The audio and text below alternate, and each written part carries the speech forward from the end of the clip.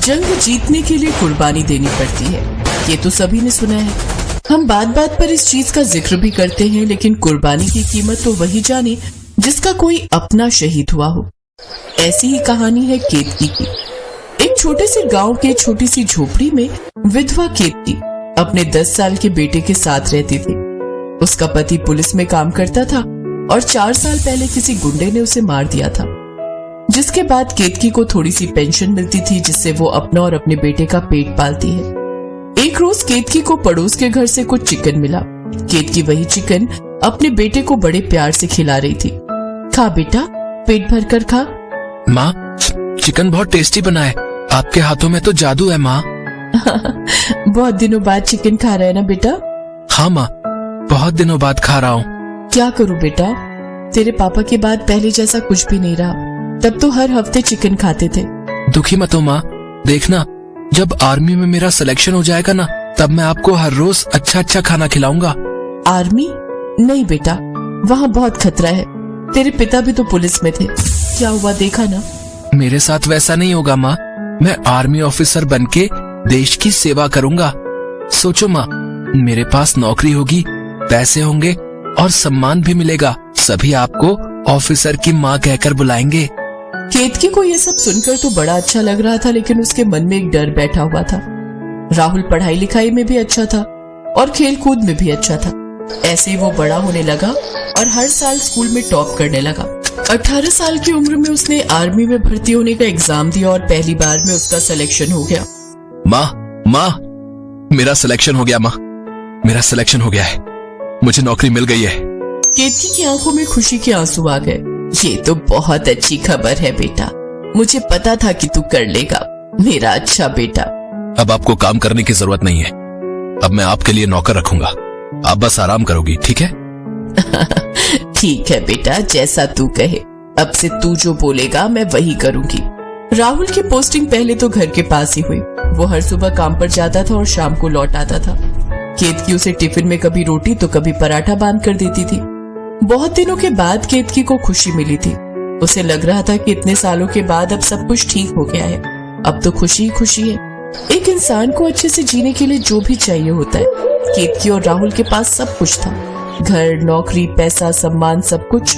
नौकरी पर आते जाते हुए राहुल हर रोज एक लड़की को बस में देखता था। उसका नाम सुनीता था और वो भी नौकरी करती थी। दोनों के बीच प्यार हो गया और राहुल ने अपनी माँ को ये बात बताई। माँ, मैं एक लड़की से प्यार करता हूँ, उसका नाम सुनीता है और वो भी नौकरी करती है।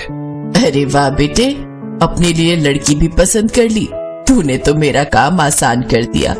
अब तेरी नौकरी भी लग गई है ना, अब मैं तेरी शादी करवाऊंगी। सुनीता को एक दिन घर ले आ, मैं भी तो देखूं अपनी होने वाली बहू को। राहुल शर्मा गया। अगले दिन सुनीता उसके साथ घर आई और केतकी के साथ उसकी अच्छी बन गई। बेटी नहीं, बेटी नहीं, बहू। अब से मैं तुम्हें बहू ही बुलाऊंगी, तो फिर मैं भी आपको माँ जी बुलाऊंगी। राहुल और सुनीता की शादी तय हो गई। सब कुछ सही जा रहा था, इतने में बॉर्डर पर जंग छिड़ गई। शादी से 1 हफ्ते पहले राहुल के पास चिट्ठी आ गई। अरे ये क्या, बॉर्डर पर जंग शुरू हो गई है, मुझे अभी के अभी वहाँ जाना पड़ेगा। ये सुनकर केतकी के हाथ पैर ठंडे पड़ गए। क्या जंग में जाना होगा? लेकिन 1 हफ्ते में तेरी शादी है बेटा, ऐसे कैसे? माँ, शादी तो लौट कर भी कर सकता हूँ, लेकिन अभी मुझे जाना ही होगा, ऑर्डर आया है। ठीक है बेटा, देश तो सबसे पहले है, लेकिन तू वादा कर, तू लौट कर आएगा, ज्यादा जोखिम नहीं उठाएगा। मैं वादा करता हूँ माँ, मैं लौट के आऊंगा। मुझे जाने दो माँ, मुझे आपका रोता हुआ चेहरा देखकर नहीं जाना है। हंस दो माँ, हंस दो। ये कहते हुए राहुल की आंखों में भी आंसू आ गए। उसने अपनी माँ को गले लगा लिया और जाते हुए अपनी माँ के पैर छू कर गया। स्टेशन में सुनीता उसे सी ऑफ करने आई। सुनीता, मेरी माँ मेरे लिए सब कुछ है, वादा करो, अगर मैं नहीं लौटा तो तुम मेरी माँ का ख्याल रखोगी। ऐसा क्यों कह रहे हो राहुल, तुम लौट कर आओगे ना? हाँ, मैं आऊंगा, लेकिन अगर मैं नहीं आया तो मेरी माँ का क्या होगा? निश्चिंत रहो, मैं हूं ना, बस मुझे तुम्हारी पत्नी बनना। मेरी मांग भर कर जाओ राहुल। राहुल ने उंगली काटकर खून निकाला और उस लाल रंग के खून से उसने सुनीता की मांग भर दी। आज से तुम मेरी पत्नी हो। बस अब चाहे कुछ भी हो जाए, मैं तुम्हारी माँ को अकेली नहीं रहने दूंगी। राहुल चला गया। 2 दिन के अंदर वो बॉर्डर पर पहुंच गया और जंग में शामिल हो गया। इधर केतकी घर में अकेली थी। शाम को सुनीता एक बड़ा सा बैग लेकर चली आई। क्या बात है बेटी, बैग लेकर क्यों आई है? मैं इस घर की बहू हूँ, इसीलिए मैं अपनी सास के साथ रहने आई हूँ। मैं आपके साथ ही रहूंगी माँ जी। हाय मेरी बहू, हाय मेरी बहू। रात को सुनीता केतकी के साथ ही सो गई, लेकिन केतकी का मन उतावला हो रहा था। उसके दिल के अंदर जैसे कोई जोर जोर से चिल्ला रहा था।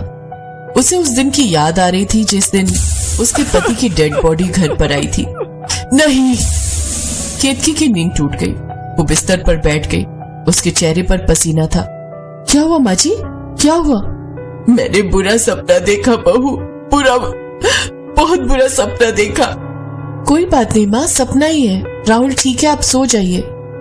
अगले दिन राहुल का फोन आया। केतकी ने फोन उठाया और अपने बेटे की आवाज सुनकर उसके दिल को चैन आई। बेटा, तू ठीक तो है ना बेटा? हाँ माँ, मैं ठीक हूँ। यहाँ सब कुछ ठीक है। जंग कब तक चलेगी बेटा?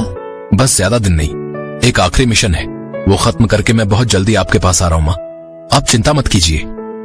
हाय बेटा, जल्दी आजा, तेरे बिना दिल नहीं लगता है। सुनीता बहुत अच्छी है, वो मेरा ख्याल रख रही है। वो हमेशा आपका ख्याल रखेगी। मैं आ रहा हूँ माँ, बहुत जल्दी आ रहा हूँ। राहुल आखिरी मिशन पर जाने वाला था, इसीलिए उसके दिल में खुशी थी। वो घर वापस आने वाला था। केतकी उसी उम्मीद में थी, लेकिन अगले 2 दिन तक केतकी को राहुल की कोई खबर नहीं मिली। कोई फोन भी नहीं आया। केतकी की नींद उड़ गई थी। वो बस दरवाजे की ओर देख रही थी, उसका बेटा जो आने वाला था।